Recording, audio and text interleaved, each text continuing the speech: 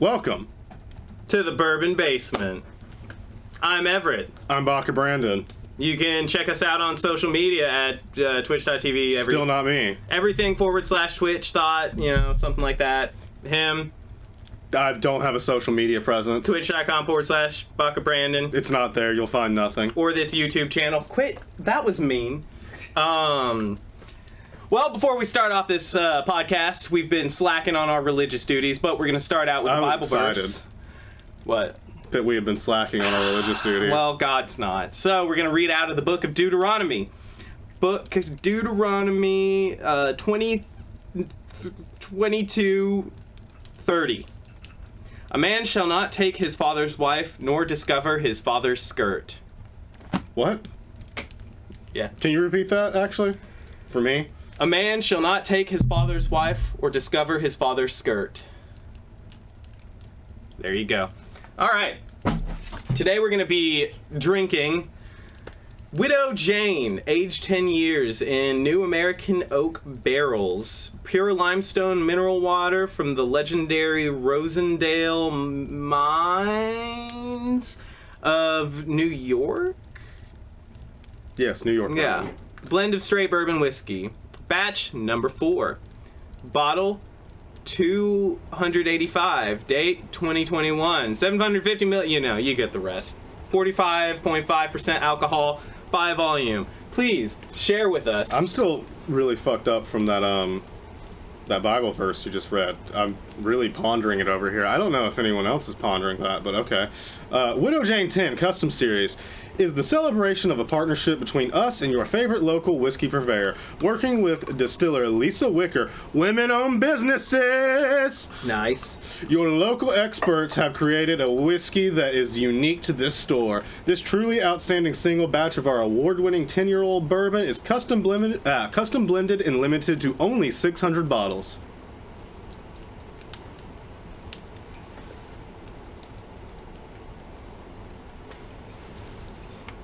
You want to crack that bad boy open? I'm doing it. Give us some ASMR. Come on, give it to me. Watch, it's going to be screw time. If it's screw top.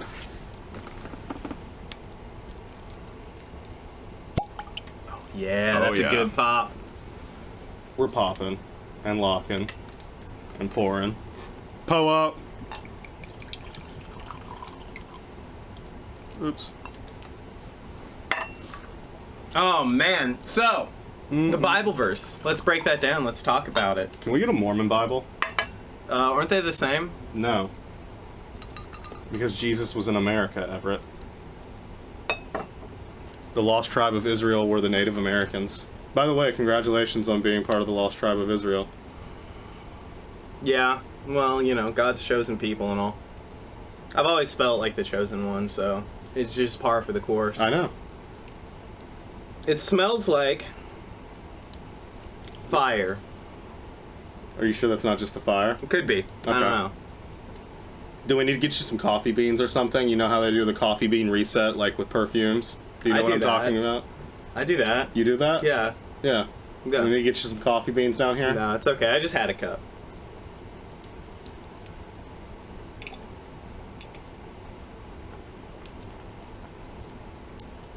It's smooth. It's really smooth. Yeah. Although it's almost too smooth. Like, I don't know how much flavor I'm getting out of it. It just tastes like water, which very is good. Oaky. It's dangerous. It's very oaky. Yeah, yeah. But not like Scotch oaky, No. where it tastes like campfire ash. Yeah. No, it tastes like straight wood. Mm-hmm. Like if you were to chew on wood, that's what it tastes like. And water. Watered down wood. I don't think that's a... In a good way. that's what I'm trying... Like, I know you're saying that in a good way, but like the way you're describing that was... It's like watered down wood. Everyone listening out there, just, go get a piece of oak wood and throw it in some water and here you go.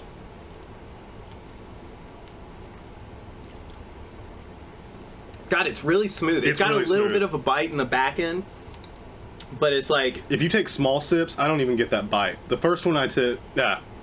First one I did, I took a decent one and I got it, but tiny sip, I don't even get the bite. I'm not. It's super smooth. I'm not sipping it though.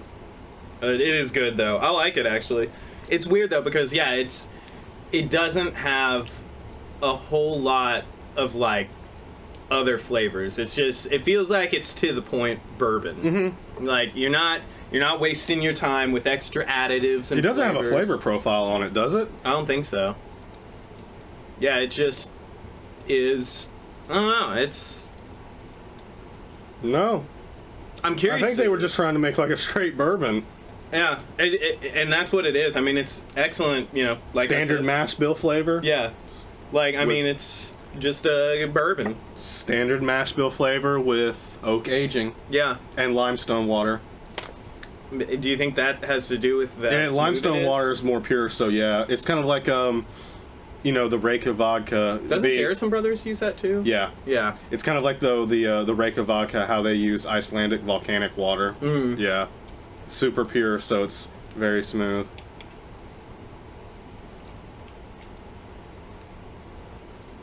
Yeah, there's just that little. I mean, it's not. And when I say like little bit, it's of bite, tiny in the back of your throat. It's like if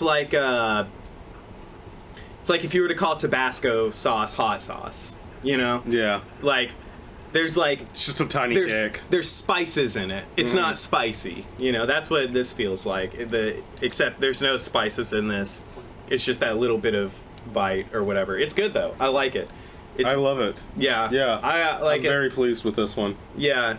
I'm curious though to see how it tastes with ice because once it gets water, dude, we'll probably. This might actually be nothing once we put ice in it. This might be a very short podcast because we're gonna blow through this really quickly. I'm really enjoying it. I mean, look at us. Yeah. Yeah. I mean, it's pretty good. This might be one of those podcasts. Yeah, we're gonna get blitzed really quick. So, you know, one thing I was thinking about when I've been listening a little bit to the podcast, and I think that within like the first 10 minutes, you know, we do a glass of this, do a glass with ice, and then we'll actually break down the flavor and like talk about should you buy it, right? Mm-hmm. Would you buy it? Mm-hmm.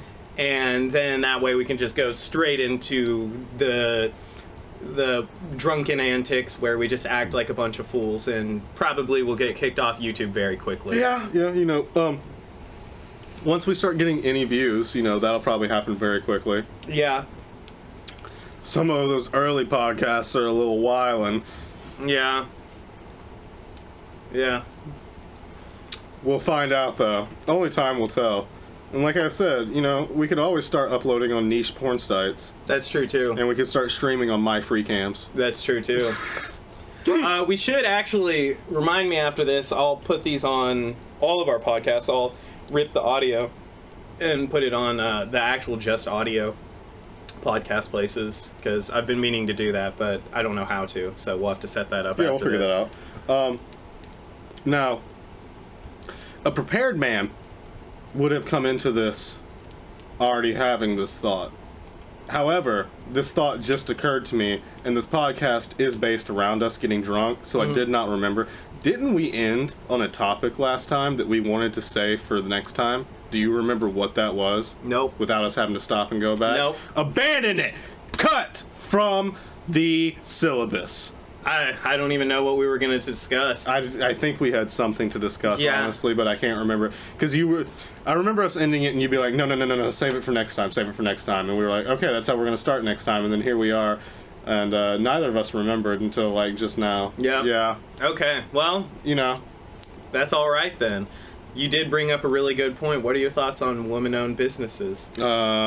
Actually, no. Let me dial it back. Not women-owned businesses. That's fine. I don't care. YouTube's a female-owned business, but female-only business. Female-only business? Yeah. Like, you're saying okay. They exclusively only hire women. females. Okay. Yeah. I mean, like, you know. There's Hooters that's existed forever and no one's cared about. They hire men. I know, in the kitchen and shit, but still. That's kind of the point that I'm making. There's always been a little bit of a double standard there, and no one's ever really had an issue with Hooters besides extreme feminists. I mean, I don't really... But if Isn't you there don't- an episode of King of the Hill about that too, where Dale tries to get hired on? Yeah, okay, I thought and they so. hire him on. Yeah. But I mean, like, the thing is like, if you don't want to work there, then just don't work there, right? Yeah. Is that just me being privileged right now? But I mean, I don't see how that relates Well, to the point I'm making. Like they only hire females as their servers. Well, I'm talking more so like the stuff you see at Earth Fair or Earthbound or whatever that store is called. You know, the hippie store. What? Where, you know what I'm talking about? No, I don't. What store? Earthbound or there's like a Earth. I think it's called Earthbound. It's a hippie store. It's like a chain. Like the video game? Yeah, but it's like a corporate. It's ironically a corporate hippie store that sells like Kind of like a Trader Joe's style place? kind of, but it's clothing, and they sell. I wish our producer were here. They sell like. What am I thinking of? The loose baggy hippie pants, the bed sheets that you can turn into togas and dresses. They sell alien. I have no things. idea about this store. I've never heard of this store. Okay, well, I'm assuming it's a chain.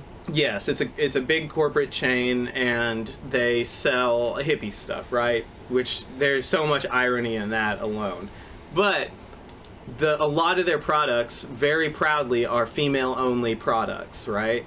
And that's one of those things where, when I think about it, I'm just kind of like, doesn't that break labor laws? Like, don't you actually have to have a certain demographic in order to be... That's the whole premise of affirmative action. Right. But I think, doesn't affirmative action relate more to race than gender?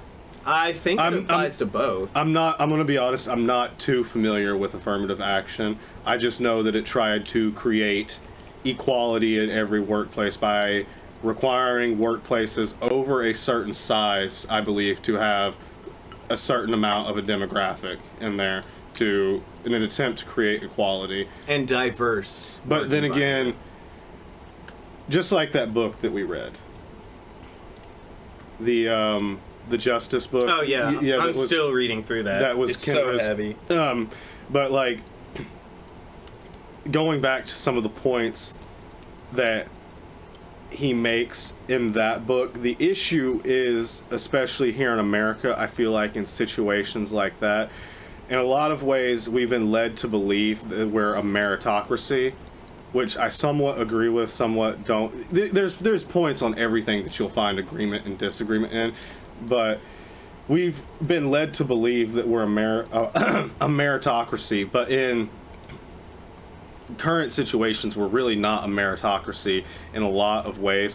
The best way that he talks about it in that book, I believe, is with college admissions. I don't think it's inherently wrong for colleges to accept people based on their background in lieu of entirely good grades to have a diverse population at a college or a university, but I do think it is inherently wrong for them to send out acceptance and rejection letters as they do, pretending as if students that were accepted based on diverse backgrounds got in because of their merits of their schoolwork. Yeah, just be open with it. Just be open with it. Just say, you know, I can't remember, he words it very great in that book, and I can't remember his exact wording, but he gives an example of a modern acceptance and rejection letter, yeah. And then he gives an example of how to properly do an acceptance and rejection letter if you are accepting students not only on their merit, but to have a student body that is of multiple diverse backgrounds. It's not, I don't think that's inherently wrong, but it is inherently wrong to keep pretending that this is a meritocracy. Just come out and say it, that we want a diverse student body, and yes, we do take your merit into account, but we're also taking your background into account too, because we want to create something that is diverse and where there is cross-pollination. But do you think that should be, I mean, I think for colleges, absolutely, right? Like, the whole, I mean, I guess I've never been to college, but I'm assuming that college is more so for, you know, they call it higher learning, right? Mm-hmm. Learning beyond post-secondary. Yeah, so I mean, and that applies to taking in life experiences and I think college has become more about that too. I don't think it does a great job, but I think the idea has become not just to engage in higher learning, but to also become more culturally diverse without having to leave the country, which I feel like that's the only way you can experience real cultural diversity is by going and experiencing other cultures. Okay, so now, taking that into account, how do you feel about that in workplaces? So here's the thing. It depends on the type of workplace. Okay.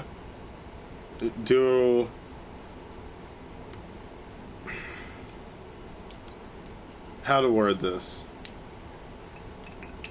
Do I think that a hospital should hire a female doctor or a female surgeon in lieu of a male surgeon who is a surgeon of much higher merit? No, absolutely not. Okay. Like, there are certain jobs that absolutely should be a meritocracy just to provide the best service, if you would like. I don't feel like that applies to me using surgeons as the example, but either way. I don't know. I feel like you'd want the best person working for you in any scenario. I mean, you want the best grocery bagger bagging your groceries, not someone who takes 15 minutes to figure out if you should put heavy glass things with eggs, right? You don't want Okay, terrible... but what in the case of social services? Social services? What do you mean? Like childcare shit? Any sort of social service, yes. I'm not saying like hire in an abusive man in lieu of a caring woman for child services, but I'm saying if you were to reject a white person in lieu of someone of ethnicity, and they're both caring people that are going to care for your child well, just to introduce some sort of culture into your child very early, I don't necessarily see any inherent problem with that. No, I would pick the person with culture. Yeah. That's what I'm saying. Like, I can get it on jobs. But are you talking about as a corporation or as an individual? What do you mean? Define that a little better. Okay, so childcare, right? Like, are you talking like a babysitter, or are you talking like as a daycare? Daycare. Okay, I would say probably a good balance of both. That's what I'm saying, because at a daycare, you're going to have multiple caretakers for each class. Right. Because a lot of daycares have gone to more of like a preschool system. Mm-hmm. They're more like preschools these days, especially if you have a good one. Which, believe me, I pay for it. But, yeah, I don't see anything inherently wrong in that situation. But there are a lot of jobs that should be meritocracies. I don't know. I think I would consider that based on merit as well, like childcare, right? Like assuming. Well, no, okay, but that's the point I made. So let's say we have the exact same people, or exact same amount of care for children, right? Like you take someone who grew up with a harder life, and in like, let's say like a ghetto or a trailer park type situation, because racially diverse. It doesn't have like struggle is applicable to all walks of life. But then you go and take someone who grew up with no struggles or anything like that, right? Like just grew up filthy rich. Like I would say both of those would be good candidates. And yeah, in that case, I think diversity is extremely important in the development of a child, because I think that, introducing both walks of life, teaching, how to crawl your way out of a terrible situation into a better situation, and just getting experience from someone who is in the ideal situation, right? Like teaching them kind of how to mold their own life and path, right? But in another situation like crafts and whatnot, sewing is the first thing that comes to mind. Like, let's take quality clothing. You want the best person who can sew a suit, right? But then again, you're getting into the differentiation between a corporate situation of corporate people that are making clothes, and then a small-time clothing maker, like such as a boutique or something. No, I think it's applicable to both. I think in a corporation, you'd still want the best quality assurance. Otherwise, the quality of your corporation is going to drop, right? The view, how people view your... I mean, like, a good example is when Nike bought Converse. When Nike first bought Converse, their quality assurance went down terribly. Converse were, you know... I mean, Converse are like a staple in... I didn't know Nike owned Converse. Yeah, they bought them years ago. But when Nike bought Converse, like, the quality... That's why they went to One Star. Around the time when they went to One Star and started selling them in Walmart, that's when they call it... And One Star is the lower quality version of Converse, I'm pretty sure. You'll have to check that later. But... I've never owned a pair of Converse. I've owned one, but I don't like Converse. I like Vans. I'm a Vans guy. I'm a Vans guy, too. But, that being said, when Nike bought Converse, the quality of Converse dropped significantly, and everyone talked about it. I mean, everyone was talking about it, and then it came up like Nike's quality assurance was terrible, and then Nike finally stepped their game up again and started putting out those badass Travis Scott Jordans that I still haven't gotten a hold of. So feel free to message me if you want to give me some. I wear a size 9.5. Lady feet. I do have small feet, but I'm a small person, so... You know, that's okay. It makes it easier to hide. I don't know what that applies to anything. We're rocking 12s over here, buddy. It's okay. It's fine. You know. I've got a healthy heart. So, there you go. Probably not over here. But anyway, I don't know. I just, that was just one of those things where... But going back to hiring only women, right? That's kind of what I want to get to, is like, do you think that... the affirmative action is applicable in that case? Like, you're going to hire only woman just to be able to say only woman job on your clothes at Earthbound. Is it Earthbound? Is that the name of the store? The hippie store? Okay. Or... I've never heard of the store, but okay, continue. Or, let's say, dude knows how to tie-dye better, or sew better, or do hippie shit better. Again, I'm just using this as an example, but, like, just to be... Would you say that it's, in this case, better to only hire... Okay, but here's another point that I'm thinking about. Branding. If you're talking about in the realm of crafts, if a company wishes to hire someone of less merit in lieu of a more diverse background or a different background, as long as the customer service and the quality assurance at the face of this company is decent, and the company doesn't care about their bottom line in lieu of hiring people of more diverse backgrounds, what does it matter to you? So you're saying if they don't care about quality... If they want to hire a craftsman... Craftsperson. Thank you. Sorry, you're right. Of a more diverse background in lieu of someone else who would have higher merit but of a less diverse background. As long as the quality assurance and the customer service at the face of the company is still of high merit, what would it matter to you? Okay, but customer service is a variable. Like, I mean, customer service... No, the customer service in this equation isn't the variable. I'm using the craftsman as the variable. I'm saying this company still has great customer service. Not all companies need customer service, though. I mean, in corporations... Okay, then if it's fully online... Well, then... no, I think in the case of clothing production, I don't... like, just producing clothing, it's not... okay, so you've got... Like... I'm not thinking about the Earthbound as the customer service. I'm thinking about the people actually producing the clothing. That's what I'm talking about. Because they have various people producing the clothing. Right. What part of the customer service exactly, like, are you talking about then? Okay, I'm saying we're not even going to talk about quality in this equation. We can get into quality later. Say you have a craftsperson who is making shirts for this Earthbound store. Okay. They are slower than other people. This company... Fire them. Get someone faster. No, I mean, okay. Sure. I mean, if they're I just think that... Believe me, I'm all I'm doing right here is pontificating with you. Oh, I agree. I'm a meritocracy person through and through. Yeah, I agree. Like, I really am. I have no problem admitting it. I'm pontificating with you about my ideals, but I am a person, and believe me, there are plenty of people in our age group, in our generation, that cannot separate their ideals from reality. I am a cynical realist. Yeah. I have high, lofty ideals like a lot of people in our generation. They are my own. Believe me, I don't conform. I believe I don't conform to any ideology. No, you have your own ideals. I have my own ideals. I'm certainly an individual, and I know you are too.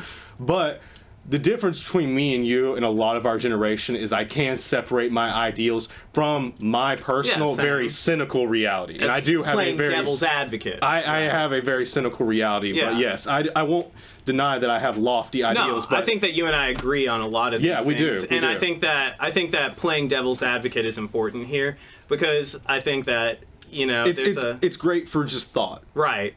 There's a lot of philosophy in it, and there's a lot of like realism that needs to be brought up as well, that I think that, you know, playing devil's advocate is important. And I think that, you know, even though we at the end of the day, we probably agree exactly on the same, but I think that realistically, for a company to survive, like, I'm just thinking big picture, right? I'm not thinking about people's feelings, because, you know, call me a sociopath or names or anything, or just a racist for this conversation, probably. But, like, really, I think that just from the company's perspective, I'm not thinking about feelings, right? I'm taking the feelings out of the equation. I'm taking the person's life circumstances out of this metaphorical person that we're talking about here, right? There is not a single person that we're singling out trying to. But I think that, like,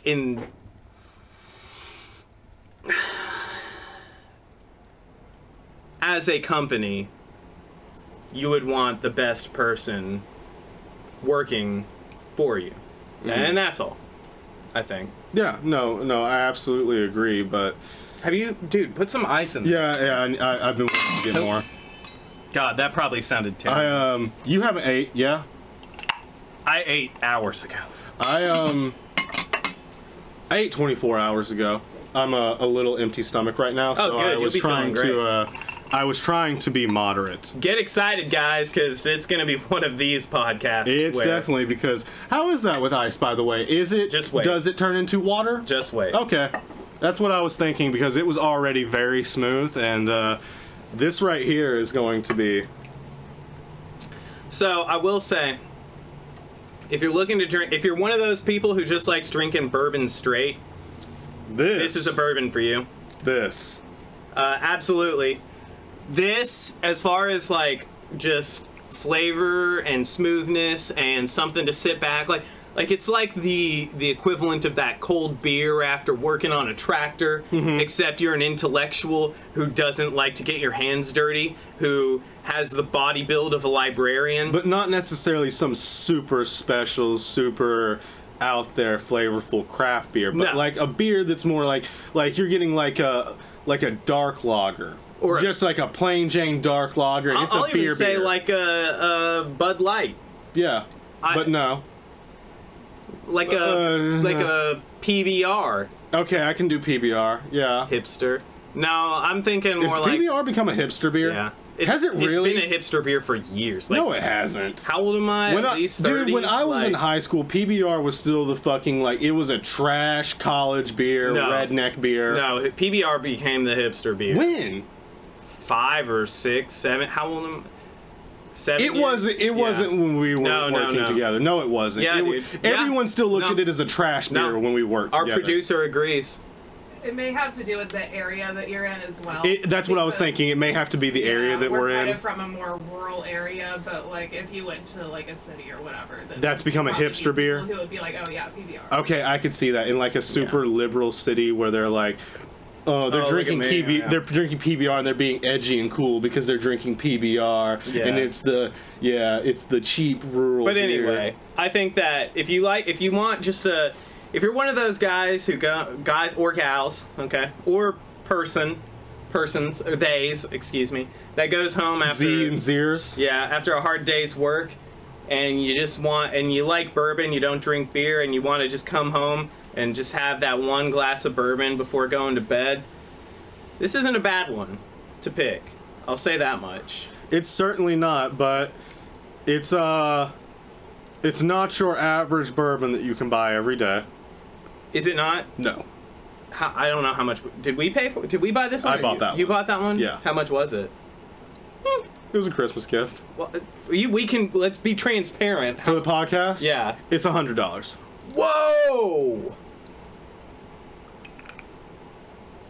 All right, so if you've got a little extra cash to spend, and honestly though, for $100, It's a really good bourbon. It's really good. solid. I mean, we've had some way more expensive bourbons.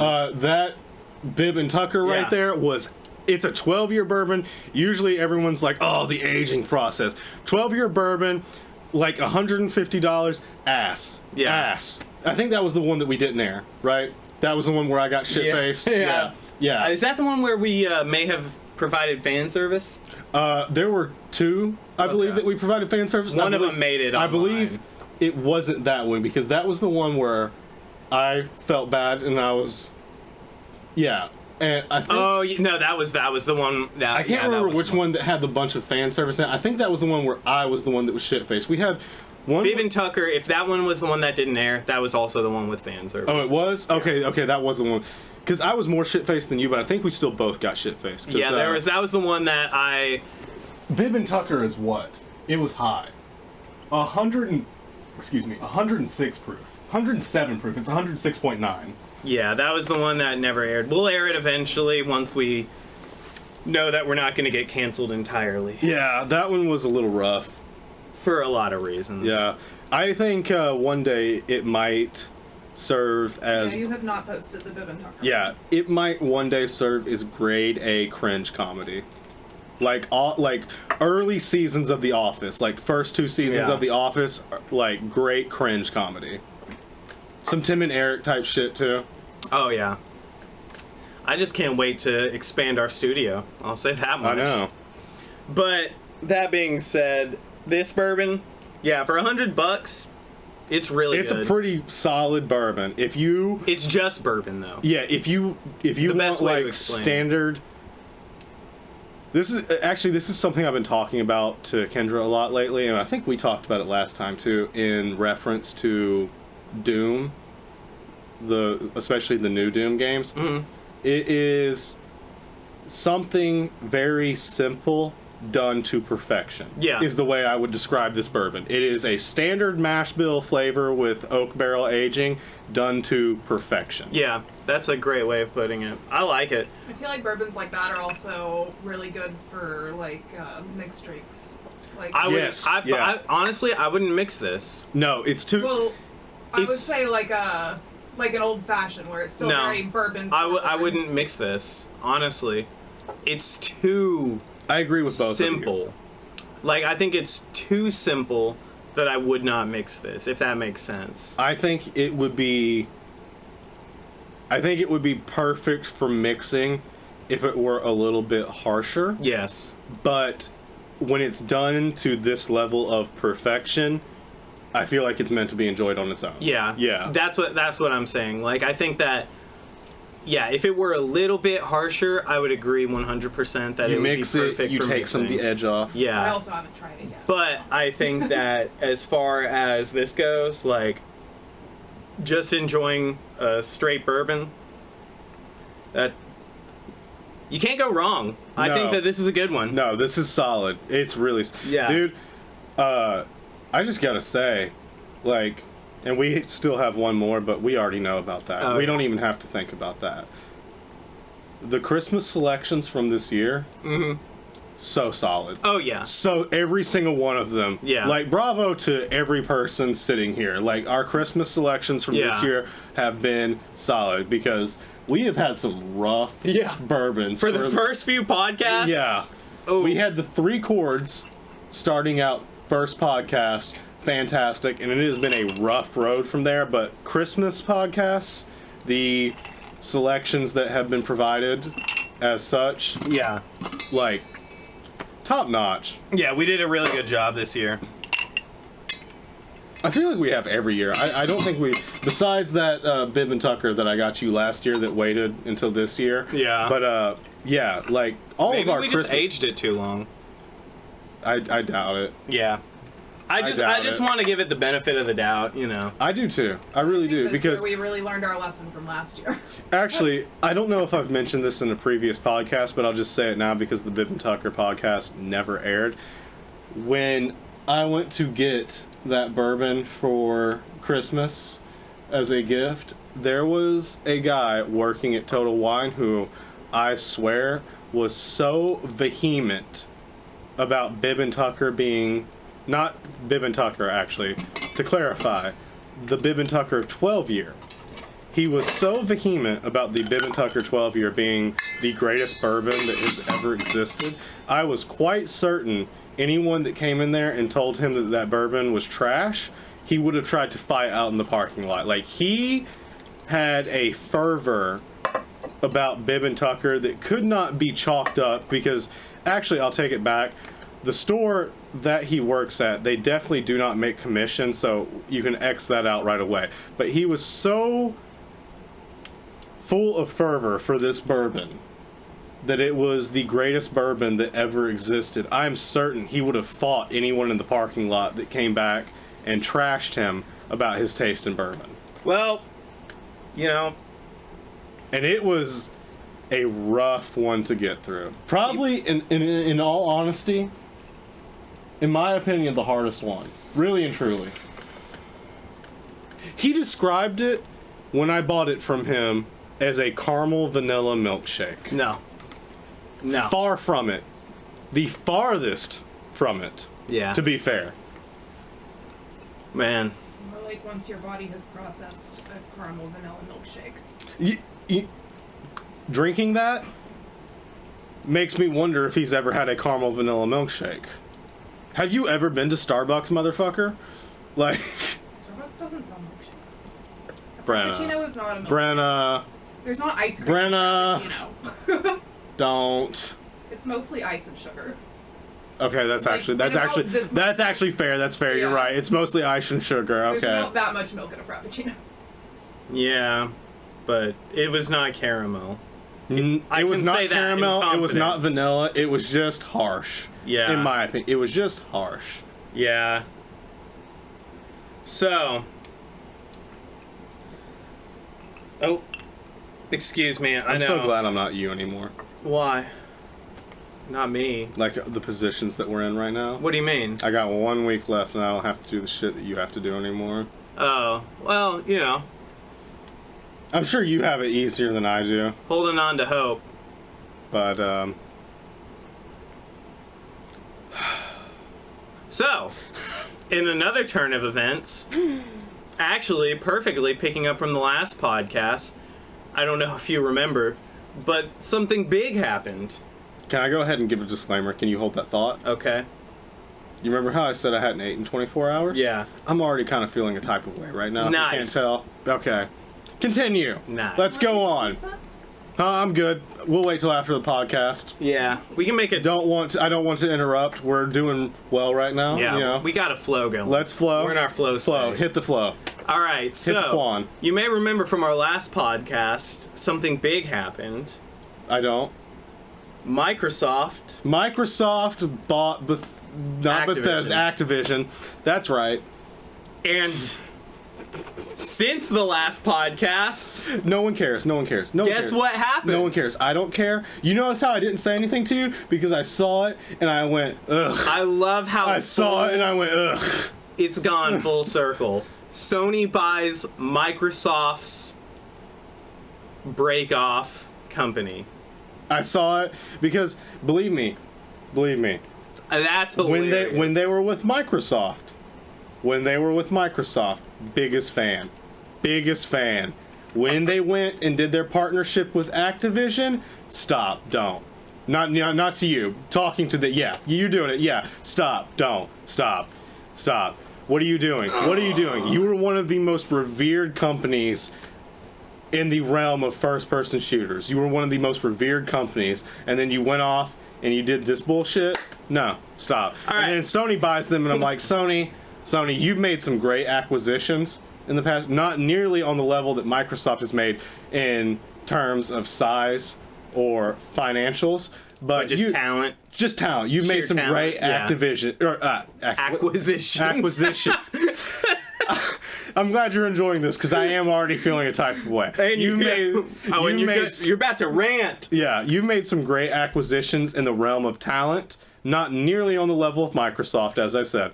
You made some great acquisitions. And then you go off and you do this. I hope, truly, Sony can turn this company around and send them in a good direction. Although I feel like they probably have most of their creative control intact. I haven't looked at the... All right, hold up. Okay. Cool. For those of you who don't know what we're talking about, Sony bought Bungee, okay? And our producer is probably unaware of this as well. Sony bought Bungee. Bungee was originally a Microsoft company. They produced... They were in a publishing deal, to describe. They weren't owned by Microsoft, but they had a long-term publishing deal. It was pretty exclusive, though. It was... No. Well, that's what a publishing that's what a publishing deal is. Then they did a long-term publishing deal with Activision. Activision, after their second game, Destiny 2, dropped them. And not only... See, this is what I found when Activision dropped them. Very interesting. Was that Activision, even though as part of their publishing deal they had some rights to their IPs, let Bungie keep entire control of their IP, which means that a company like Activision saw no future in their IPs. Well, probably because there wasn't enough microtransactions or loot boxes. That's a good point. That is a very good point. Granted, there are microtransactions and loot boxes in Destiny, but there wasn't enough. It wasn't as heavy. Yeah. But I continue, yes, go ahead. But I do think that the irony of it all is Sony, here's my thoughts, and this is just my 5-year-old brain working. Here's my thoughts on, actually, hold up, let's dial it back. You're pretty close to finishing that glass of bourbon. I need some water. Yeah, but let's it's probably been about 30 minutes, 45 minutes, but thoughts on it with ice, the bourbon with ice? It's extremely dangerous. Yeah. It's really dangerous. Absolutely. If you got $100 to blow and you like bourbon and you just want and I mean this in the purest sense, just a bourbon. Go ahead. No, finish. Sorry. Buy it. Stamp of approval, mine. Stamp of approval, mine. If you like getting fucked up, this is a great bourbon for you. If you don't like getting fucked up, because this is so easy to drink, be careful. It is addictive. Be careful. It's addictive. It's good. With this, dude, I just want to. This is like, no, I'm the same way. I could straight up, like, turn the rest of that glass back and then another one right after. Yep. Yeah. So going back to the Bungie thing, though, 5-year-old brain, I think that, honestly, what Sony did was a power play. I don't, because here's why. They're just like, hey, no, we're not in a corner. We're gonna buy this company because we're gonna waste our money on a dead game. The worst game. Let me say this, and I mean this in. Can you pause for a second? Let me just say this. Okay, go ahead. Yeah. Destiny 2, I played it for about cumulatively 5 hours. But me too, because PlayStation gave it away for free. Do you remember we played it together? I did the raids. I didn't even make it that far. Yeah, you made it farther than I did. I probably didn't play it 5 hours then. Yeah, I made it to the raids. I did some raids. The raids, I will say, if you like puzzle games and you like working as a team, it was awesome. Honestly, if Bungie were to take the raids and their creativity and like puzzle solving skills and like timing and everything and just make a game of that, like Portal 2 status, right? Mm-hmm. That would probably be their best game. Like, I don't know. You gotta play the raids. The PvP was terrible. It always has been in Destiny. That's been one of the biggest complaints. Destiny 1, Destiny 2, always has been. It's unbalanced as fuck. That was the game that made me question, am I good at first-person shooters? And I'll have you know, He's good. fucking good. He's good. He's good. I'll co-sign that right now. Yeah. He's fucking good. I'm fucking good at first-person shooters. Destiny made me question if I was actually good at first-person shooters. It's okay, actually I take this back. I was about to say something. Destiny 1. I haven't played Destiny 2 enough to know because like I said, I played a few hours. Destiny 1 because I was one of the people that got on board early in Destiny 1 because I thought it was going to be like the next Borderlands, but in a it was defined early on as a, I don't know if anyone even still uses this term, but a micro MMO, i.e. like Destiny, The Division, things like that. But anyway, I signed on to Destiny early because I thought it was going to be a next Borderlands. It was not, but I played it a bunch early on. The PvP was very skewed to Titan class. Yes. In Destiny 2 is that way too. Okay, I didn't know that. Yeah. But in the first Destiny, I was a Titan and I wrecked PvP. PvP. I played, what did they call it? The Rogue? Or Assassin? I'm trying to think. I know the mobility class. There's Titan, Mage, Wizard, and I can't remember the one you're talking about. I wanna played say that one. I want to say it's like Knight something. No, it's not. No, it was like Rogue or something. It's not some. I don't think it's something that basic. It was a basic word. I'm pretty sure it was like in that vein. Brenna. Yeah, look up Destiny because classes. this is gonna bother me. Actually, this is gonna bother me. But while she's looking that up, I played that one because I thought, peak mobility, right?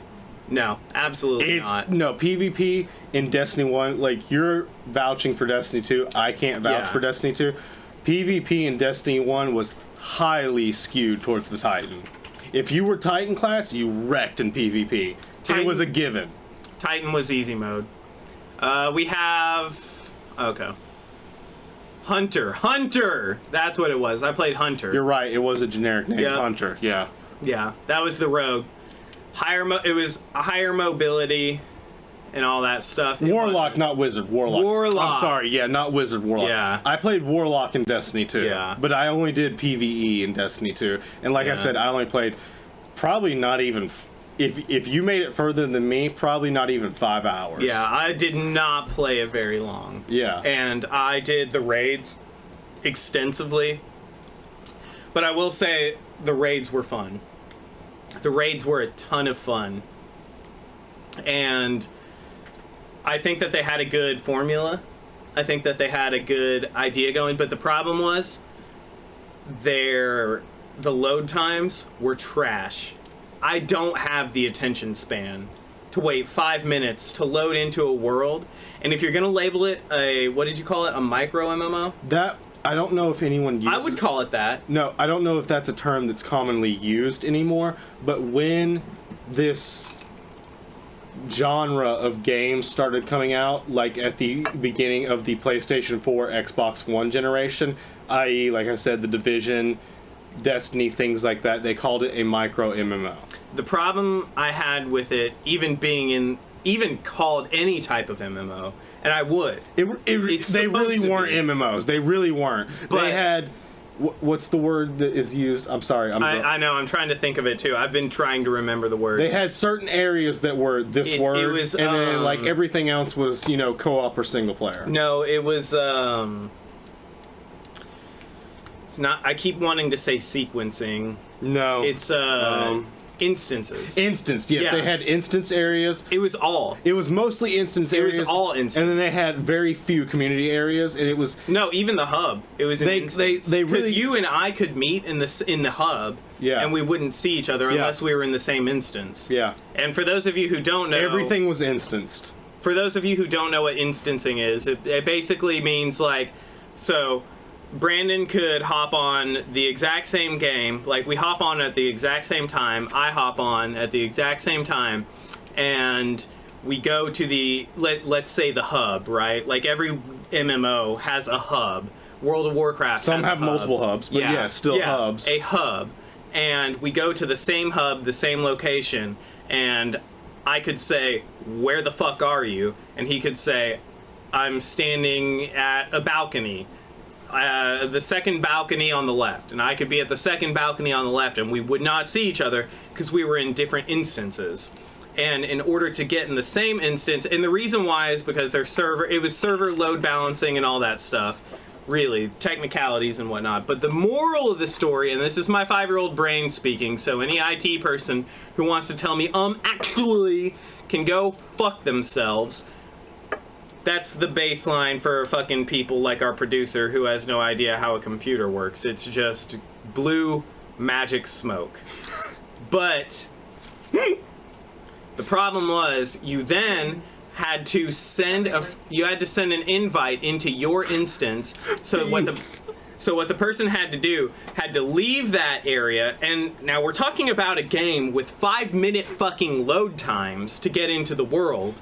Okay, and that's another big underlying issue with Destiny, and we'll get into that in a second, is that in order to get into this world, you had to leave, which already took you 5 minutes to get into, and then reload for another 5 minutes, which takes cumulatively 10 minutes, then to walk over to the location that you were supposed to meet just so you could trade. Now, the issue with the 5-minute load times, oh no, it's a great game. Go fuck yourself.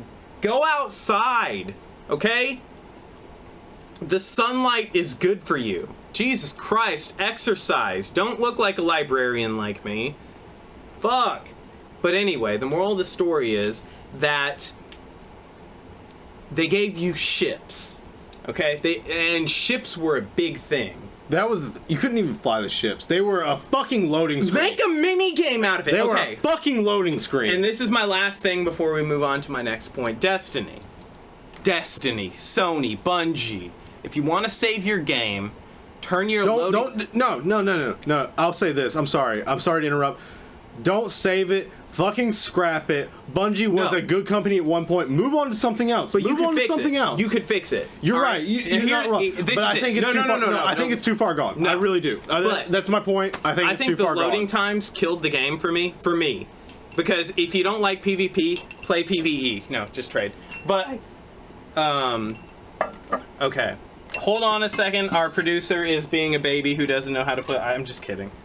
You're the best producer of all time. You're Jamie Vernon 2. Jamie Vernon 2.0. The upgraded version of Jamie Vernon. Tell me this isn't super easy to let it water down a bit. But no, you don't even have to let it water down. Yeah, like, actually, the ice cools it enough, it's water. It's water. I will say this. The thing that would make Destiny so cool, and no video game has ever done this, and they had the potential with getting the cool ships, right? Like, the ships was like, it was a flex. But if you want to make it... No, it was. That's exactly what it was. But if you want to make it super cool, use the flex and turn it into a community game of Galaga or Space Invaders or something like that, where you can use your ship. Or even what Hold on. If you turn your loading screen into a mini game, because it uses next to 0 assets, it uses next to 0 packets, like something like a 2-dimensional just arcade game in the loading screen. No video game has ever made a loading screen a video game. And you're sending, you're receiving packets. But if you were to use such low resources, it would make the time seem like it flies by instantly. It's seamless. 2 points, real quick. Okay. Save yours. I know you said you had something to move on to. Okay. No, that was it. Okay. No, you said you had something to move on to. But anyway, 2 points before I forget, because god damn it. Okay. First off, Brenna, I hear you about Kingdom Hearts, but I'm going to go even further. Kingdom Hearts had a minigame? No. Yeah, no, there was plenty of ship stuff in Kingdom Hearts. No, the gummy ship wasn't a loading screen. It wasn't a loading screen. Yeah, it's not in line with what he's saying. Yeah. But anyway, I'm going to say this. First off, Bungie, as a company, before, and I also have to say this. Halo Reach is the best fucking Halo game ever. Fuck anyone who says anything else. Halo Reach. They had an entire mission dedicated to a space mission that was done extremely well, and it was very good. Why they could not incorporate that into Bungie, into Destiny, like, perplexes me. Now, for my second point, I'm drunk and I can't remember what it was. So, continue. Someone else. Dude, take it away. All right. Take it away. Yeah, I'm only commentary right now. I see what you're saying, and that is actually a good idea, but no, more so what I was referring to is the fact that in Kingdom Hearts, when you travel in your spaceship, that's not actually part of the game. But that's not just a loading screen. But I know that's. But what I I'm was talking saying. about. I know you're But what I'm talking about is heard low assets. Well, I'm just thinking. I know. I heard you. No, but from like an IT networking perspective, the amount of assets that it would actually take to make something like that, to send and receive and talk to like 4 people at the same time, is nil, right? Like it would increase load times into that world, but you could incentivize even, right? Like whoever has the highest score gets so much of a certain currency or something like that. You know, there are so many ways that you could incorporate that into the load times and make it so much more immersive and seamless, right? That those 5-minute load times into an instance seems like fun because, you know, you get to flex your cool spaceship and you get to play competitively. It's not necessarily like something that affects your KD or anything like that, but it's something that you get to compete over for a currency. You know, whoever wins at Galaga wins the game, and it's a seamless load screen that doesn't seem like a load screen, you know? Okay. 2 points. One of these points is remembering the point that I forgot a few minutes ago. Okay. As far as you're saying, like,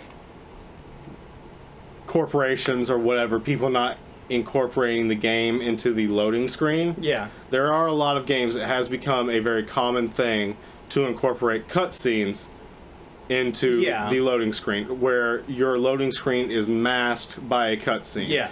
Not saying you're wrong about that, but I just wanted to point that out.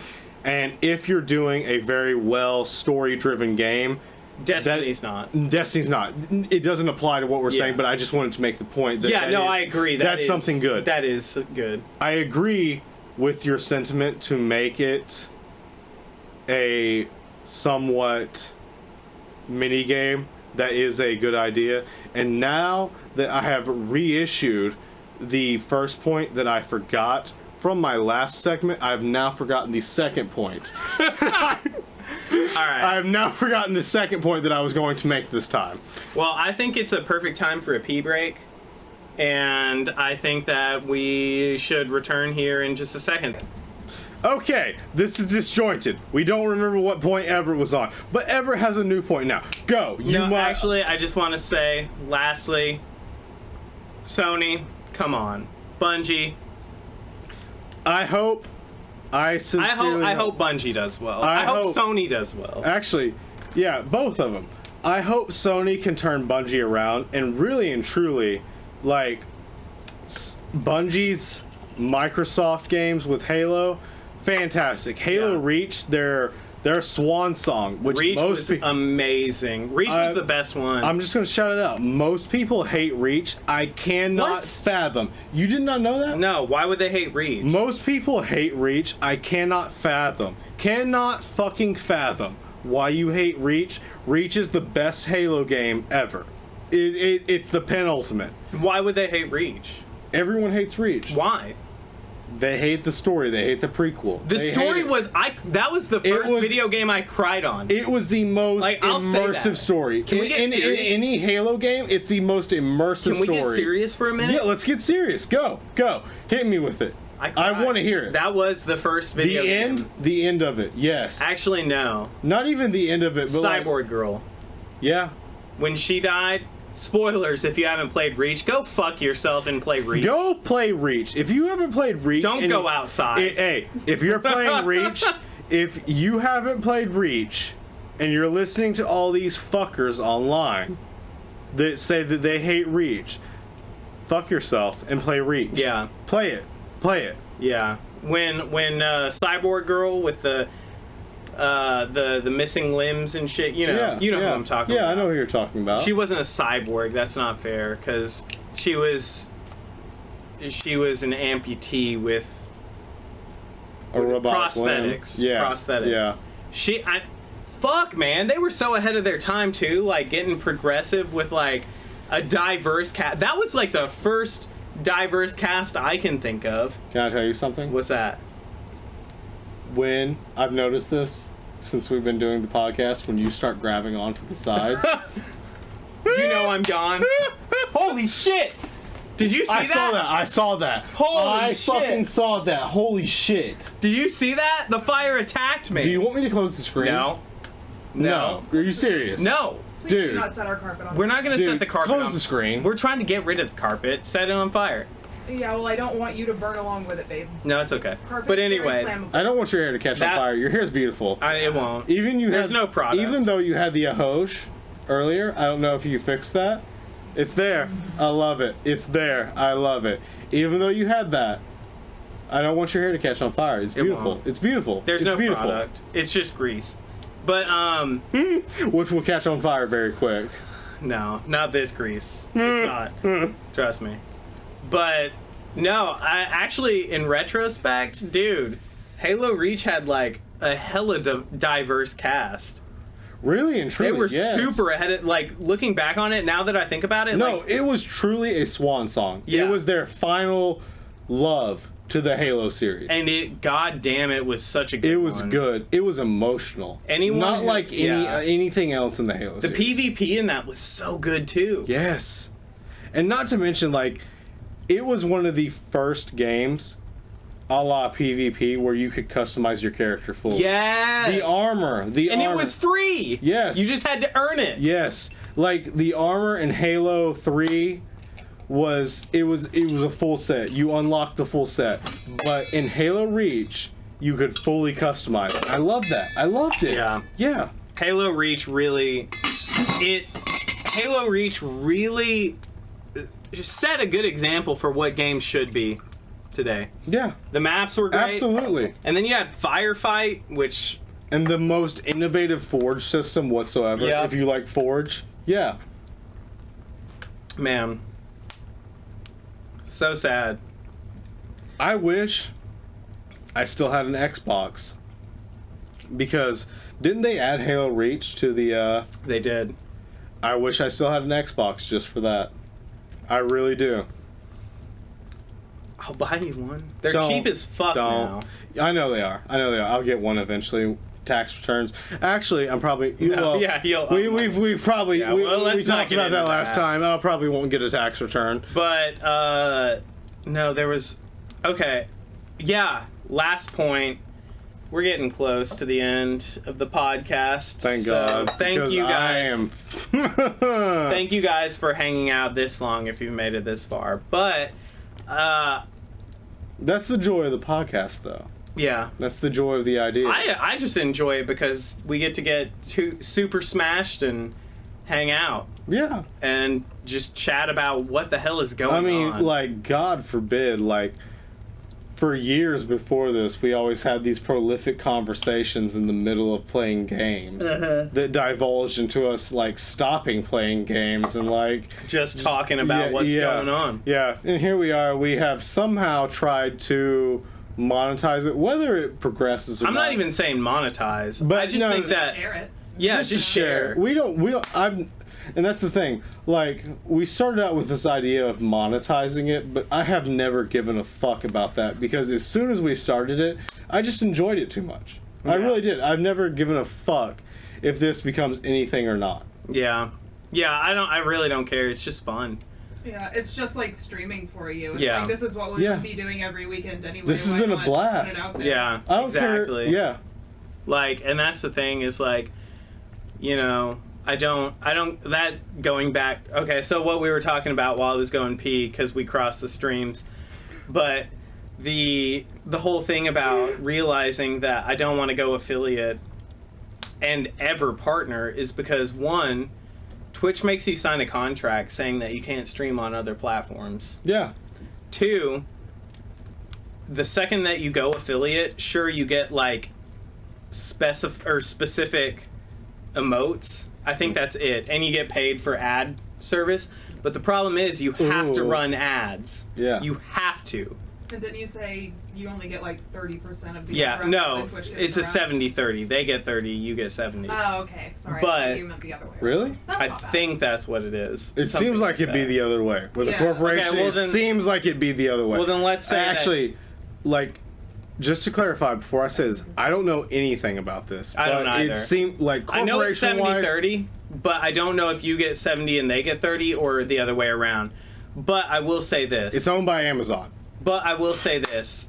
I don't care about the money. Like, and I hate ads. The second I click on a streamer and I see an ad aside from Amaranth, I will not watch their stream. And it kind of dawned on me that, like, the reason why I was streaming was never about the money in the first place. So, like, you can decline it. You can still have affiliate potential. Like, you could potentially go affiliate without actually hitting affiliate. You could potentially go partner without actually ever hitting partner. And I think that that's what I'm going to do. I'm going to keep my stream as just small streamer status without ever having to play ads. Like, I don't care if I have 1,000 views. I don't want to play ads on my stream. I'll never play ads on my stream. And that's what I'm going to do. Is No, because Twitch That's is very currently a virtuous of you. 50-50 split, and YouTube is 70-30. 50-50? Yes. Yeah, so I'll definitely... That's very virtuous of you. Like, and I'm not, like, saying that... Because when you use the word virtuous these days, I feel like it's kind of an asshole. I signal like a motherfucker. No, like it's very virtuous of you, like, really and truly, like... You know, you have a donation thing set up, right? If Yeah. Yeah, like, if they want to donate to you, great. Like, but, like, your content will never be fucking... What's the word I'm looking for? Shit. It will never be bastardized. That's not the word I was looking for. But, nonetheless, it will never be bastardized by these people, these fucking corporate bitches at whatever company, YouTube, Twitch, name any other service that streams or hosts content. It will never be bastardized by these people to take you off unless they decide you're, you know, an Alex Jones type, which I feel like they don't unless you're partnered with them. And that's the thing. And I will say this, even if, like, I've thought about this too, like, if Twitch starts playing ads on my channel because now they can, I'll just stop streaming there. Like, I feel like that's simple enough. Like, because the more I thought about it, and I've been meditating on this for weeks now because I'm really close to hitting affiliate, is that, like, I will not ever, I just don't want ads, right? I don't want my YouTube videos to get ads. I don't want Twitch to get ads. I want people to watch my channel and not have to sit behind a paywall. Ad revenue is kind of gross too. Like, if you think about it, because it's not just the company. It's not just the company that's hosting your content, but it's the multiple outside companies that advertise on this platform, Right. that are deciding what is palatable and what is not palatable. I will say this though. If Logitech ever wants to, what do they call it? Sponsor? Yeah. If Logitech ever wants to sponsor my videos, I'll take it. I love Logitech. I only use Logitech. Like, Or I mean, Biolite, if they want to sponsor us. yeah, BioLite. Shout out to BioLite and Revitalight. BioLite. No, BioLite and Sponsor Revitalight. us. BioLite, We love you. Revitalight. We pay money for your Pedialyte. products all the time. Yeah. Any company Send them that to us for free, please. any company that gives out electrolytes, I'll take those sponsorships. But Fuck yeah. Even Gatorade. even Gatorade or Yeah. Powerade, yeah. But specifically Logitech, Like, if Logitech were ever to try to offer me a sponsorship, I'd take that. Logitech makes the best I have been stuff. weak on the water. I love Logitech, and I'll scream it from the rooftops. If you're not using Logitech, you're wrong. Fucking water. Thank you. I'm very proud of this. Good fucking water. I made this water tonight, Everett, guys. Maybe my recipe, but you made this. By It's Brenna's recipe, but like, goddamn, Everett has made a masterpiece of lemon ginger water. Yeah. The man, the woman, the producer, the podcaster. Words. Is good. Simple enough is good. Yeah, this is some good water. I wish that we could share it with people. But you know what? That's the oh, I got a lemon slice too. Hell yeah, baby. You are popping off right now. Yeah, if anyone wants the lemon ginger water recipe, just take a chunk of ginger, peel that bad boy, toss it in your pitcher, slice up a whole lemon, pick out all the seeds, and throw it in your pitcher. I don't even need and ice. then I just need water. fill that bad boy up with water. I'd throw some ice and in let it. it. It's No, let it's them not. I need water. Well, we got plenty of ice. Just throw it in there. It'll make it better. You're right. Because ice, guess what ice is? Frozen water. Yeah. Yeah. It's crazy, right? It's pretty crazy. It's pretty crazy. Oh man. Kill me. No. Because I'm, not doing well. You and me both, sister. But, You're doing better than me. No. I'm there. There's food on the way, buddy. You'll be all right. Yeah, we're gonna eat. We're gonna play some Demon Souls, baby. We're gonna get all the coins. Are we going to play some Demon Souls? Because Yeah. I'm concerned about myself right now. No, we got you. We got you so many appetizers. We got you at least 5 Maserati sticks, baby. We're good. But actually, yeah, the talking point that I wanted to bring up: are you buying the digital or the physical copy of Elden Ring? Digital. Because you know GameStop gives you the Elden Ring if you pre-order it.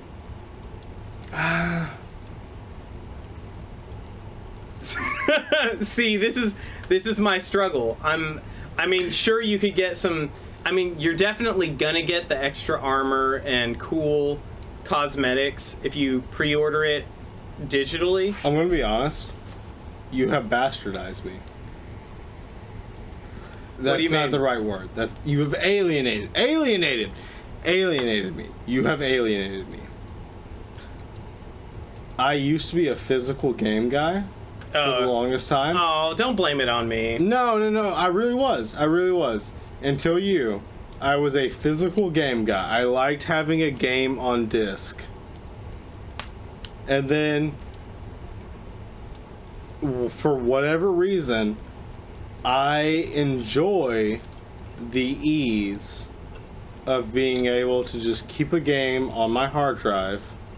It's convenience. It is. It's like, and actually, as far as American society goes, which I'm not trying to get back all political and shit, but I'm a convenience guy. I'm a baby boomer. Yeah. Like in the sense of convenience, I'm a straight up baby boomer.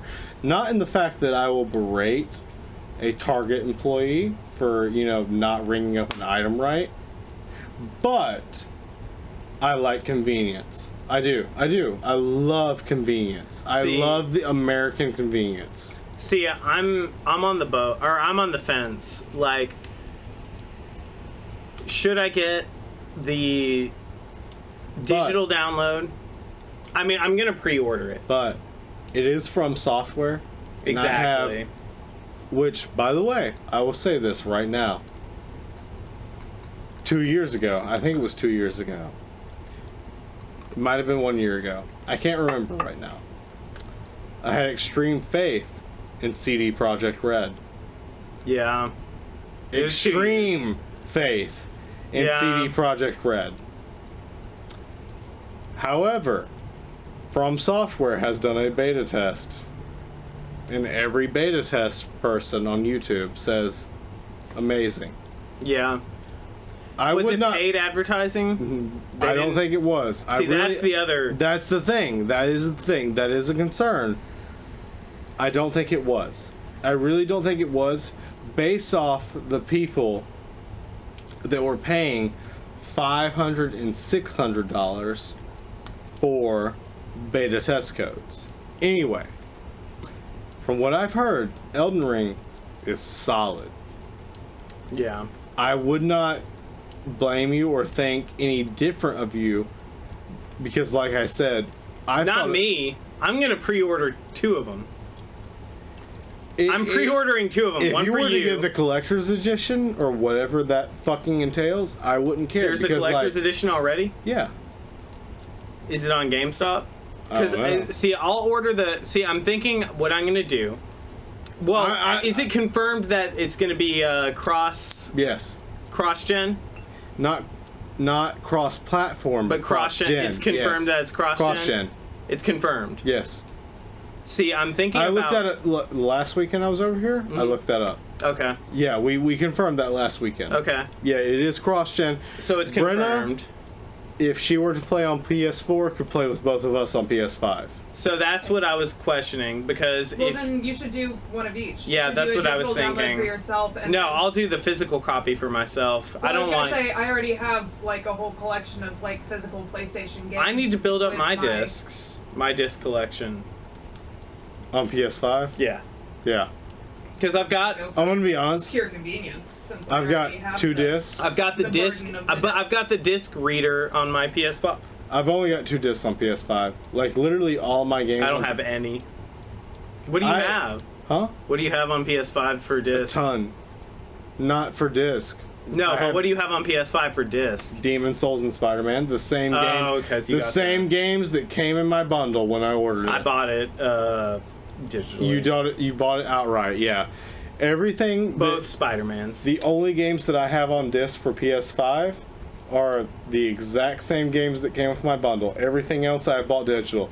You have alienated me to digital, but I'm not gonna lie, you're not wrong. You've never been wrong. There's a convenience to it. Yeah. And that's what I love. That's what I've Especially with adjusted how to. fast it loads, the load times on the PS5. See, here's the thing that I always was. I wasn't a digital guy for the longest time because of you don't really own your games. You're Yeah. buying a license for I your agree. game. You don't own your games. You're buying a license for your games, and they can revoke you at any time. I agree. Like I said earlier in this podcast, actually, I'm idealistic.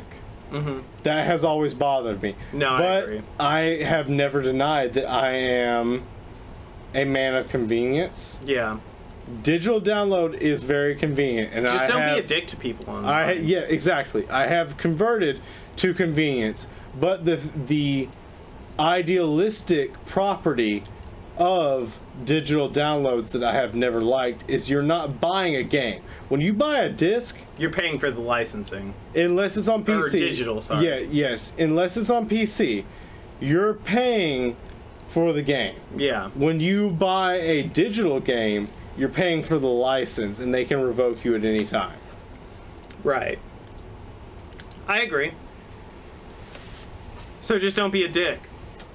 I mean, a perfect story. I mean, actually, that's the real moral of the story right here. Yeah, a no, perfect don't be example. a dick. Don't be a dick. A perfect example is, as you may know, and actually, big announcement, I guess, I think I'm going to turn my stream into pretty much just Splitgate. Because I'm really good at it, and, Don't do that. well, when I stream, for Dude, now. I like playing Dark Souls and Demon Souls. Well, Don't we'll do have that. Dark Souls night, but what I'm thinking of is when I stream, I'm only Splitgate? gonna stream Splitgate because I'm really good at it, and I need to build up a community, you know. Mhm. And so I think I'm gonna primarily play Splitgate, but you know we'll still stream Dark Souls night, and when Elden Ring comes out, I'm probably gonna try to request off weeks on end. Like, I'm gonna use all my free time, my leave time, for and sick time to play Elden Ring. I'll just be sleep deprived. I'm Yeah. gonna be honest. I'll just be sleep deprived.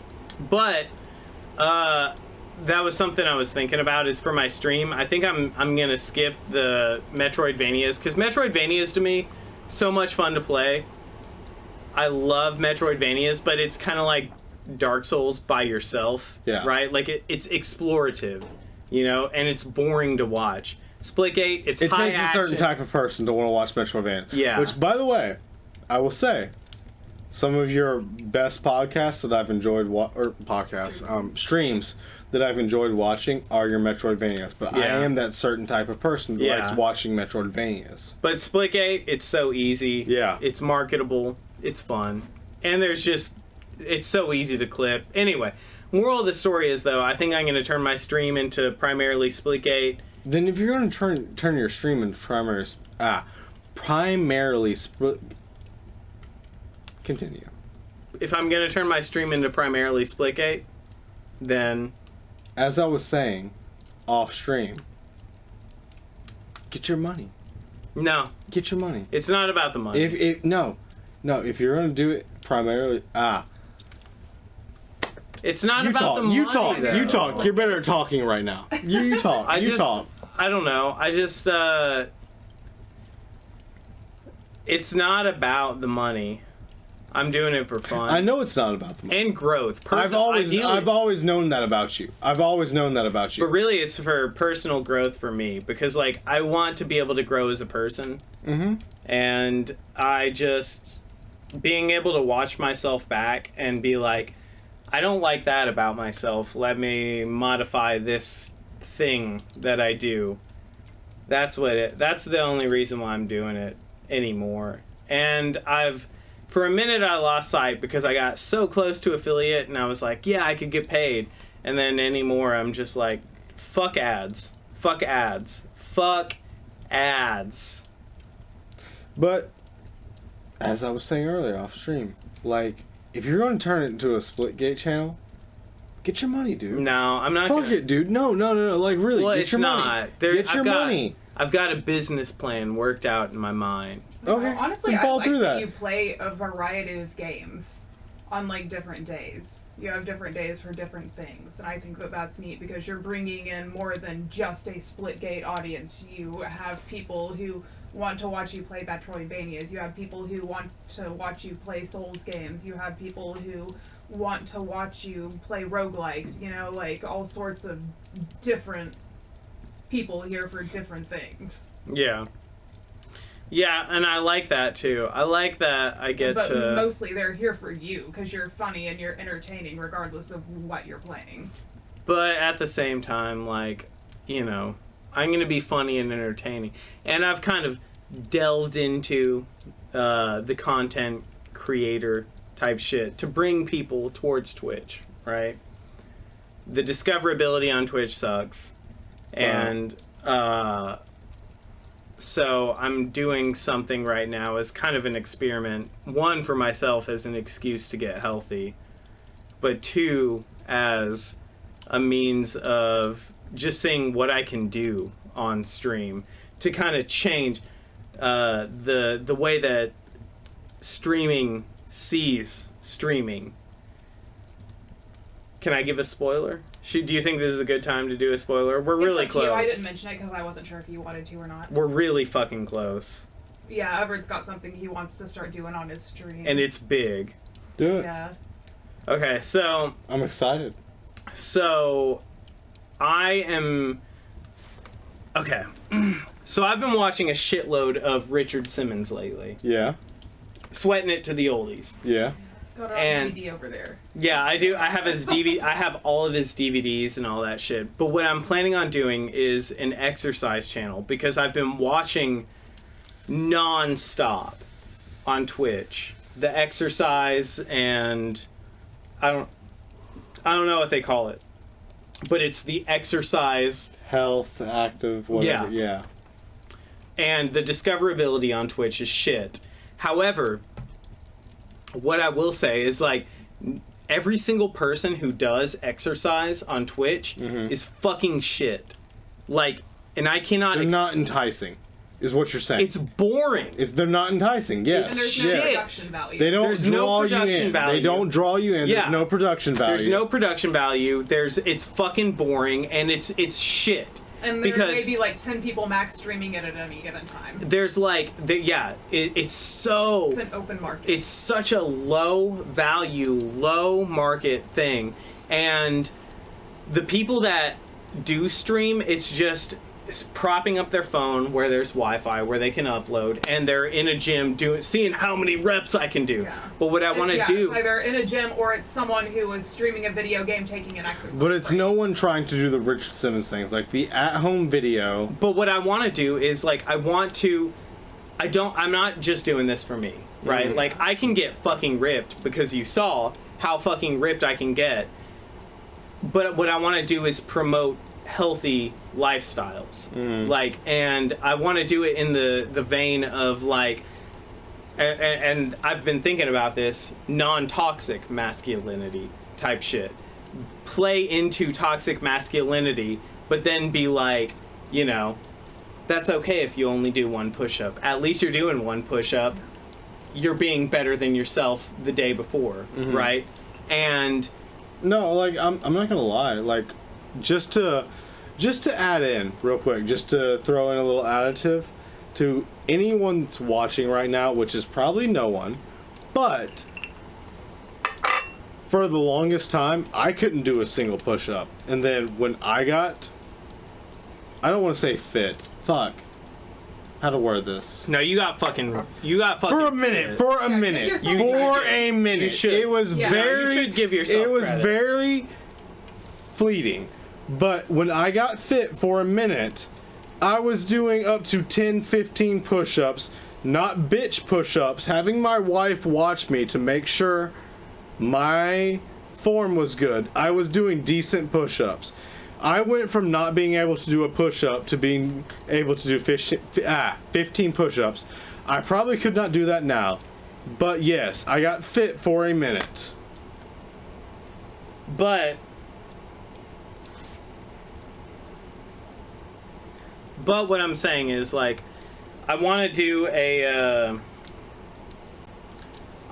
like a stream, like only 30 minutes a week, and it's gonna be, and I'm only doing body weight. I'm not doing weightlifting because I want body weight's great. Like, everyone can do body weight. Exactly. If you just practice. Exactly. If you just practice, you work on it, everyone can do body weight. And I want to incorporate anyone, like. And really it's just about being better than yourself, right? Like, being the next better you and pushing yourself a little bit further than what you were able to do the day before. And I want it to be something that anyone and everyone can do. So body weight. Body weight's the best way, instead of fucking going for this like stupid, because again, the fitness channel that I watch, or all the fitness channels that I watch on Twitch, and like Brenna said, there's only like, what, 10 of them? And there are probably more than that, but what I said is, there's probably a max of 10 people streaming specifically fitness. People stream fitness regularly, but it's always so narcissistic in the gym, just, this is what I'm doing. But I want to do something that anyone can do, and I want to do something that anyone can follow along to, and most importantly, like, the thing that I've been really contemplating is I'm going to turn off chat. Or I'm not going to deactivate chat, but I'm not going to interact with chat. Yeah, and that's why have me mod for him when he does this. And that's why I need moderators to be able to say, like, listen, Twitch Thought is not doing chat right now because this is about encouraging people to just get up off their gaming chairs and just do one push-up, one squat, one sit-up, and, like, just pushing better themselves. Than none. Yeah. Exactly, in consistency. Every little bit counts. And don't shame yourself because you couldn't do 20. You still did 19. You know. And the other thing is that I want to include people, and I feel like Twitch is the perfect platform for making an exercise modern day. No, it really is. Like, you're not wrong about that. It really is. It's just not been capitalized exactly on. And that's what I'm thinking about, is like, I want to make like a high production value though. And so that, like, we're incorporating green screens, effects, all kinds of stuff, Like, I mean, it's the same production value that I introduce on my stream, but it's in a way that it keeps people engaged, and it keeps people, like, continuously wanting to do more. And most importantly, I want to not necessarily play into toxic masculinity, But inspire. You want to inspire. Masculinity. That's why I call it non-toxic masculinity. You did one push-up, bro? You did one push-up? Fuck yeah! Yeah. Don't shame yourself because you did one push-up. You only did one? Yeah. Fuck yeah! Yeah, exactly. That's one more than you did yesterday, isn't it, bro? Yeah, exactly. That type of shit. Mm-hmm. And, like, I wanna build, because, like, really, like, even if someone copies, Control-C, Control-V my shit. That's fine. You still started it. Yeah, I started it, and people are being healthier. Yeah. And that's again, what I fucking care about. You don't do this for monetary gains. You're doing this for your own progression and to help other people. Yeah, and I want to build a community. And mostly kind of like a little science experiment. Like, I'm not going to change the way I eat. Like, I eat junk food every single fucking day. We just ordered. Oh, believe me. I know. But I want to know if you can, and the reason why I'm doing this experiment is because I want to know if you can eat junk food and still be healthy. Yeah. Exactly. And yeah. Believe me. Like, for my fit period, I was half and half. But, like, I was still fit while I was eating junk food. Mm-hmm. For the later half of it. Shit, I'm not pontificating well. I'm, You just, you... It's okay, buddy. You do your on its thing. way. Hey. Yeah. That's kind of the point of this podcast.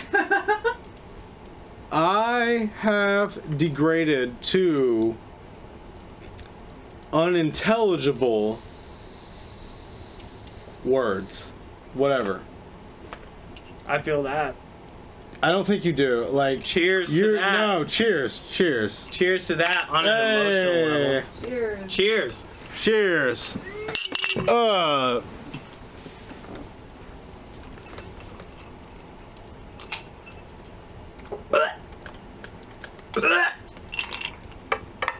Everett. You good, baby? Yeah, I'm good. I saved the last bit for you. Like, I just poured myself a tiny little baby glass. Pour the rest for you. Are you sure? I've drank a lot. Are you sure? Yeah. Will you give me a couple ice? 100%. No, give it to Brenna. Give it to Brenna. I was gonna drink this. Give it to Brenna. Okay. I haven't tried this yet. I'm gonna drink that. By the way, that is like, you haven't drank that yet? No, you're good on ice this cubes. is good. No. Brenna, you haven't drank that yet? No. That's It's why I have to try it. fucking top notch. Yeah, you can have the rest of the bourbon. Yeah. Woo! Almost lost my stomach there for a minute. Did you just say "aw"? I said careful. Okay.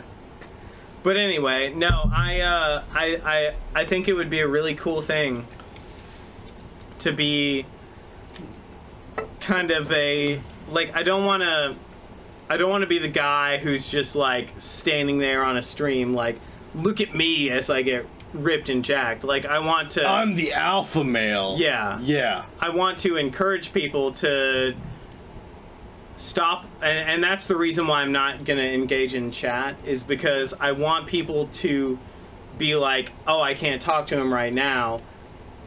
I guess I'll do a couple push-ups, do a couple sit-ups, do a couple squats, do a couple whatever the fuck, only body weight. Just to get a little bit of exercise in, because I mean, since I've started streaming regularly, I've noticed like my motivation's fucking dropping off. So I'm trying to incorporate the two, you know? Like, I don't think you should totally turn chat off though. Like, I'm not gonna moderate for you if you want me to, and that way I can like convey any useful information to you if it is there, you know. Yeah, I'm not gonna turn chat off, but I'm gonna I'm gonna not engage in chat. Yeah. And so, like I I'm could looking. be sitting over there and be like, yo, the chat's hyping you up, you know? Yeah, so I'll be looking for, well, not just that, or but I like, could be like, someone said you should try this workout, or you know, or if they anything have that, it, like, actually well, mostly for pertains. questions, right? Yeah. Like, what body part does this target Yeah. or whatever?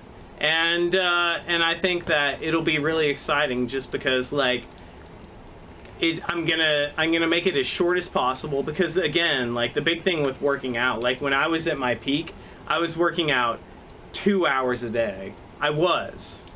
No, like for real, when I was at my peak, which wasn't even really peak for peak male, but when I was working out all the time, literally I would come home, take a shower on my work days, and I would work out for 2 fucking hours, getting Yeah. off at 7 p.m. I would not finish working out until 9 p.m. before I made dinner. Yeah. Yeah. And that's the problem, is like I did the same. Like Brenna can attest to it. Every single day that I was off, I worked out for 2 hours a day. Yeah, and I was making healthy food every single day. Yeah. And it's halfway a science experiment, halfway just motivation to just take a break for 30 minutes. Like when you're going that hard, like that's like You're gonna experience burnout. you're going to experience burnout. Yeah. You're right. You're absolutely right. No, like that's exactly what I was about to get at. Like when you are doing like we were doing that year, roughly about a year ago, little less or a little more actually, but roughly about a year ago when we were doing that, you're going to experience burnout. Yeah. It's going to get old and you're going to burn out on it. And exercise isn't about like how hard you can do in a single day, it's about consistency. Yeah. That's what I've come to realize, is it's about It's minor consistency, and I don't mean minor in like fuck. I shouldn't talk. It's not about minor in the way that like you're just doing the very least, but like it's about finding a good balance between what you're doing to promote yourself or to advance yourself and your real life obligations. Yeah. Yeah. No, absolutely. And that's the thing is like, I mean, Because if you go too hard, you will experience the burnout that both of us that's what I did, yeah. Yeah, both of us did, Yeah, right we at the same did. time. I mean, a year ago, we were at our peak. Like, Yes. we fucking, Yes, I mean, we looked yes. like magazine cover. Yeah. You did. I didn't. You looked did. fucking good. No. You did. You did. No. How to put this? But a year ago, You looked. It's. but a year ago, you looked the best I'd ever seen you. Yes, exactly. No, I was going to say it's disingenuous to say I looked magazine cover, but I looked the best you had ever seen me a year ago. And it's not impossible. It's not impossible. No, anyone can do it. You just have to have Consistent. the motivation and consistency. Yes. I The wouldn't even say motivation. I mean, motivation comes from multiple sources, right? Right. Whether it be self, whether No, it be... it was definitely my demons. No, I'm Yeah. not going to even lie about that. When I lost, which by the way, I have kept it down for the most part, besides roughly 10 pounds. Roughly 10 pounds. I have kept down my 70-pound weight loss very well. But there is a consistency issue. Yeah. Yes.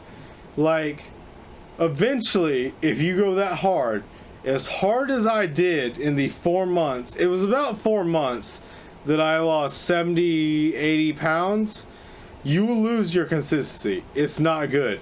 Consistency is fucking key. Yeah. And... Hey. So...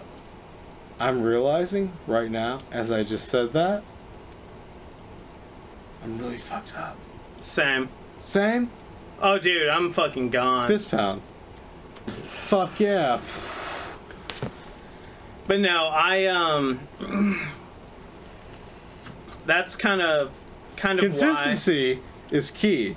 Finding a workable regimen in lieu with your job.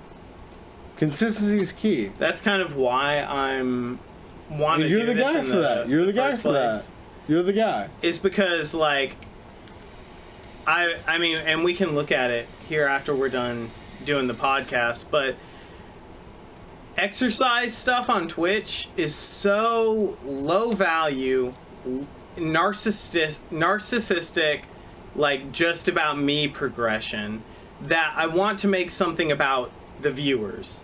Yeah. I want to make something that people feel inspired, even if it's just one fucking push-up that they do extra that day. Which, believe me, coming from where I just said that I could not do one push-up, that's a big deal. Exactly. It really is. It's a big deal. When you can go from doing no push-ups to one push-up, that's a big deal. Especially because right I now. came from that place. Especially right now with, like, COVID being a fucking terrifying disease.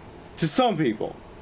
But, like, especially now with COVID being fucking terrifying, killing certain people who are over a certain weight limit. Yeah. Like, Yeah. like, it's the time to get healthy. Yeah. And it's so easy to get not necessarily healthy, but healthier. Healthier, yeah. And that's what I want. That's the way I describe what I did. Because I'm going to be honest, I would not have done this if it weren't for COVID in part. Yeah. Like, I always wanted to do this, but, like, COVID Really pushed you to get pushed to that me, point. Yeah. like, in the first year, pushed me to get healthy. Yeah, because Yeah. it's scary. It's scary, it is. When you're way overweight, which I, like, BMI is kind of bullshit. BMI, yeah. Kind of bullshit. But, like, I work to get within my BMI. Yeah. I'm in my BMI now, and, like, that was part of the thing that pushed me was COVID. Like, it's crazy. I'm sorry. I'm really losing my, Your grip? yeah. Yeah. Yeah. Yeah. Yeah. Yeah. Same. It's okay. We're almost done. We're about to We're kill almost it. done. We got done food. this. We've We done got this. food. Food? Yeah. Food's right there. Our producer's coming with food, and she's There. popping the food down. She's looking sexy as hell. Because I have food. Food. Yeah. It's the food that's looking sexy as hell. Okay, that's what I thought. No, it's you that's looking sexy carrying the food. See, our viewers don't get to actually appreciate the sexy maid costume that you're wearing. Yeah. I mean, like, I'm wearing 2 pairs of socks right now. that 2 pairs of socks? Yeah. So, fun fact, you know that 2 pairs of socks actually does worse than 1 pair of socks? Like a pair of good socks? Well, I have put on. It's the double condom method. I put Well, on no, it's these not. socks. It is kind It's of. not. I put on these ankle socks, but then I had to go outside, so I put on longer socks. Yeah. So my ankles wouldn't be cold. But you know that the double sock, and I'll explain the, okay, so first off, the double condom Everett? method. Huh? I have to pee. I have to pee Is that too. a secret? It's time to go pee. We'll be right back, and we're going to kill this podcast here shortly. No. We'll see you here Can you kill in this podcast? approximately right Well, now. finish your drink. 3, 2, 1, go, baby! It's already started. We're live. We're live. And we're drunk. And we're fucked up. We're a little bit fucked up. So, We're far beyond drunk. it's time to kill this this alcohol. Cheers. Cheers. Cheers. Cheers. Cheers. Cheers. Cheers. Can I have one more ice cube? I one more, well, My vape's gone. It's dead forever. It's beside you.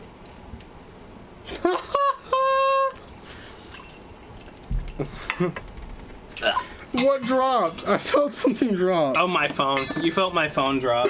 Oh, that's it. Yeah. Here you go. Wow, here we are at the end of the podcast yet again. A little bit Bourbon too far killed. gone. You killed your bourbon? Oh yeah, I did it one shot. Well, Brandon is just a legend. Don't end the stream. I'm not. What are you doing? Setting up She's being crazy. Don't question. You know her. we have She's a producer. She knows what's best. All right. Well, She knows what's best. we have Spotify Premium. Oh, okay. On here? No, it's on the far left, baby. Oh, I see it. I see it now. But yeah, just go ahead and do your thing. I'm setting up for afterwards. Why'd you move it? So I could see it. She's crazy. Crazy. Craziest producer, but she's so good. Hell yeah, I am, BB. You really are. Anyway. So here we are at the end of our podcast. Thoughts, opinions, babe? What do you think of Widow Jane? Yeah, this one's great.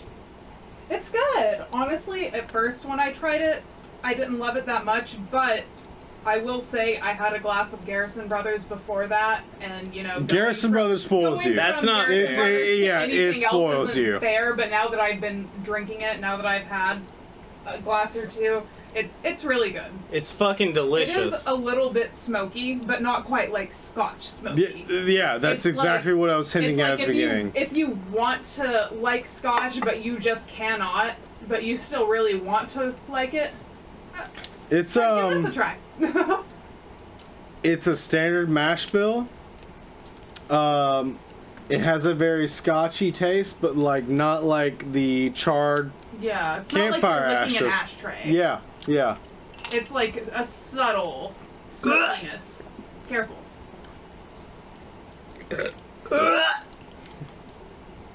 You okay, dude? Ah, Yeah, it's like smoked paprika smoky. Yeah. Not like Yeah. I just lit a campfire smoky. No, it's not like the bullshit Scotch, but yeah. God damn, that was good. it was really good. Yeah, it was super good. Don't listen to Everett. He tried to chug it. Yeah, he's not good at shots and things of Ah. that nature. Everett's not good at chugging or shots. He, I feel like he tried to compete with me, but like I think he was ahead of me. But like, it's regardless. Like, it's a great bourbon. It really is. It's a great bourbon. It's Yeah, a the great last standard time- mash bill.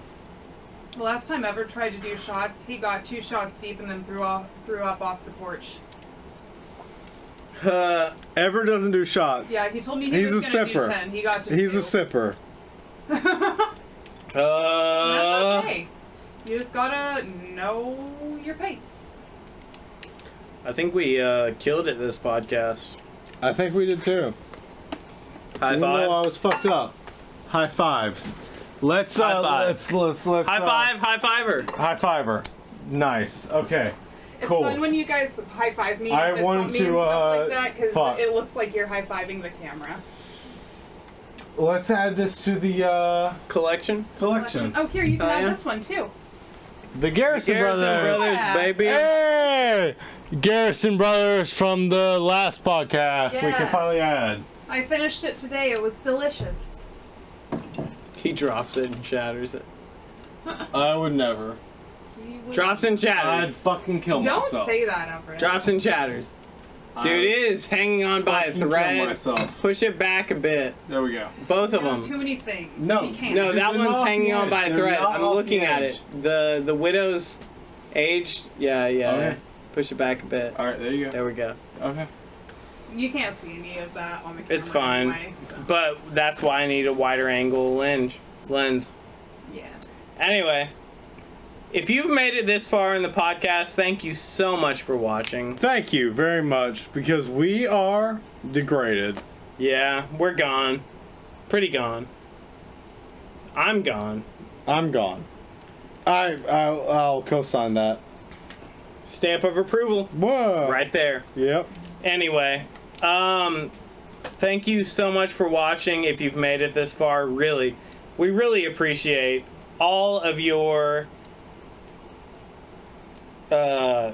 consistency, ability to put up with a bunch of drunken assholes.